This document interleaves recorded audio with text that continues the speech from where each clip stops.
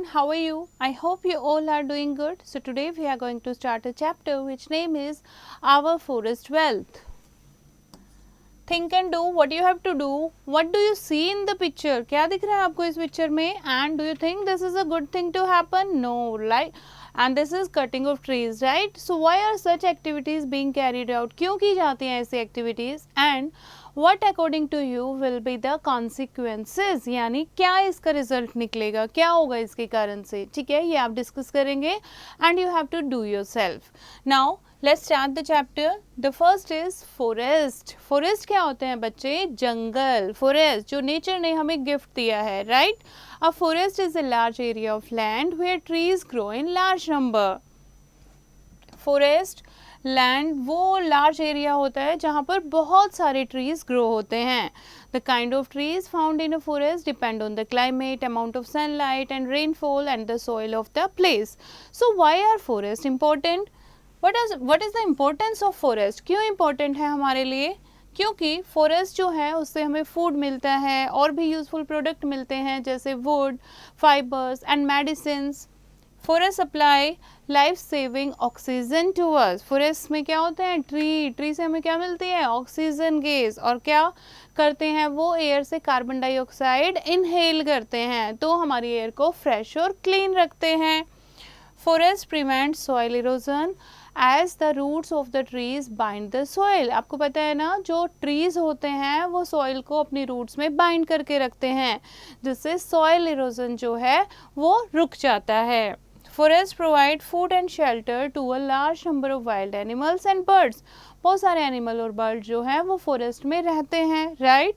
And forest bring rain and recharge the ground water. Forest के कारण, पेड़ों के कारण बारिश आती है जिससे ग्राउंड वाटर जो है वो रिचार्ज होता है, यानी कि ग्राउंड वाटर इंक्रीज होता है. Now next is tribes of India. बच्चे फॉरेस्ट में कौन रहते हैं? Tribal people. तो ट्राइब क्या होते हैं? Small group of people who live in forest are called tribes. People of a tribe speak the same language and follow the same customs and tradition. एक ट्राइब के जो लोग होते हैं वो एक ही रीति रिवाज को फॉलो करते हैं, एक ही लैंग्वेज बोलते हैं. People of a tribe are called tribal people और आदिवासी. There are many tribes in India.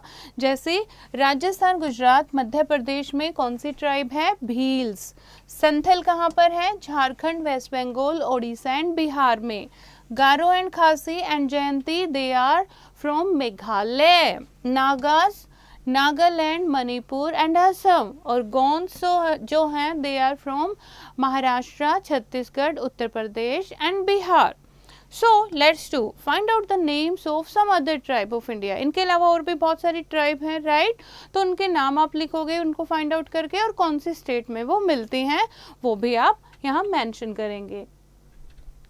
Now dependence of tribals on the forest. अब ट्राइबल पीपल जो हैं बच्चे वो कहाँ पर रहते हैं? फॉरेस्ट में.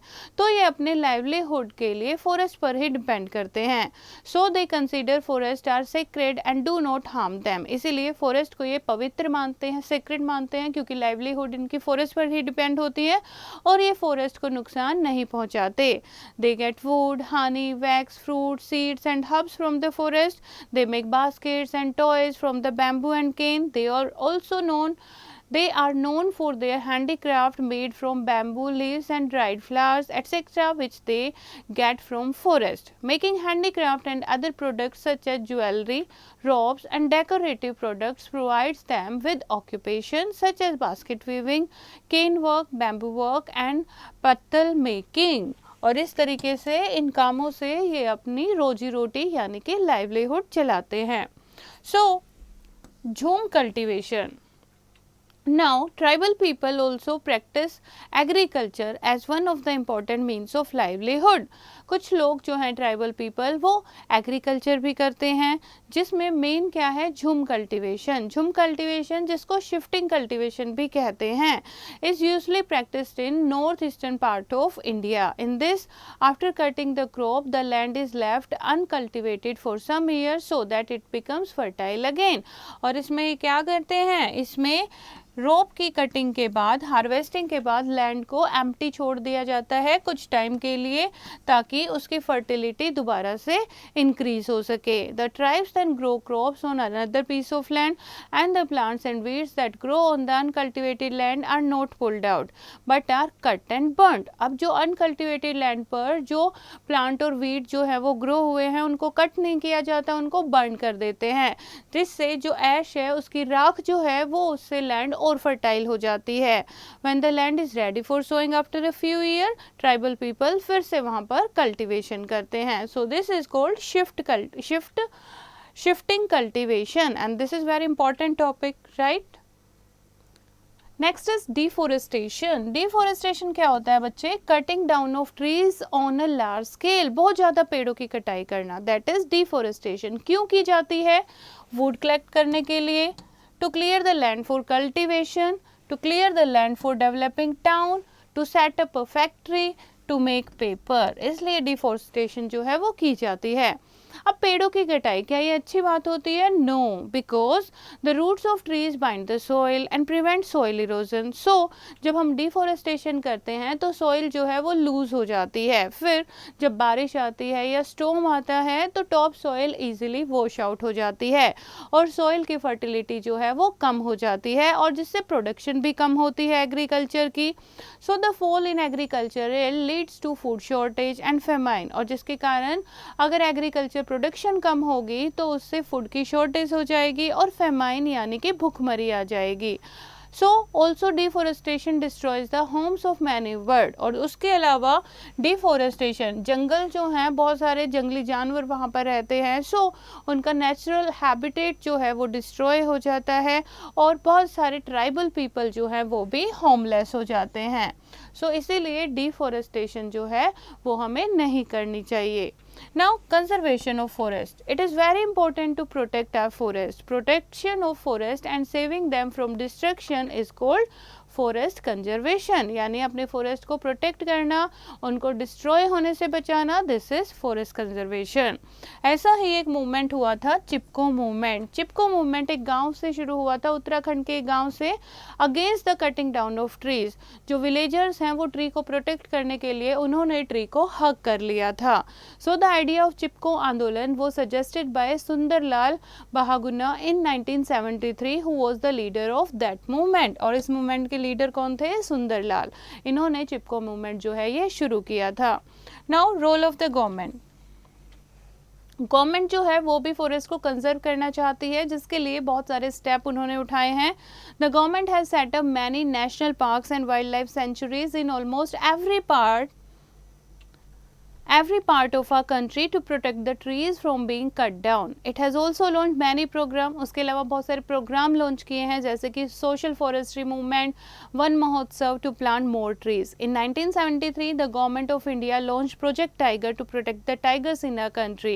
The population of tigers rose significantly since the beginning of this initiative.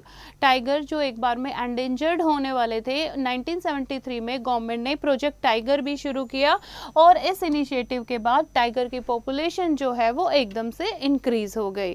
So let's do what you have to do. Browse the internet and find out at least 3 to 4 differences between a national park and wild life sanctuaries. National park और wild life sanctuary में क्या difference होता है ये आप find out करेंगे. ठीक है. Now remember, a sacred grove is an area of a forest that is considered sacred by tribal. Sacred grove वो area होता है जो tribal people उसको पवित्र मानते हैं. In such areas cutting of trees और killing of animal जो है वो allowed नहीं होता. They are protected and worshipped by the tribal people, and sacred groves are safe homes for many rare varieties of plants. And Shipin near Shimla is the biggest Deodar grove in India. Now revise the chapter. A forest is a large area of land where trees grow in large numbers. We get many things from the forest like wood, herbs, medicines, honey, fruits and fodder. Many Indian tribes depend on forest for their livelihood, and the cutting down of trees on a large scale is called deforestation. And the government has set up many national parks and wildlife sanctuaries to protect forest and wildlife. So बच्चे, this is the chapter. I hope आपको समझ आया होगा. एक बार फिर से इसको read करेंगे एंड एक्सरसाइज की प्रैक्टिस खुद करेंगे.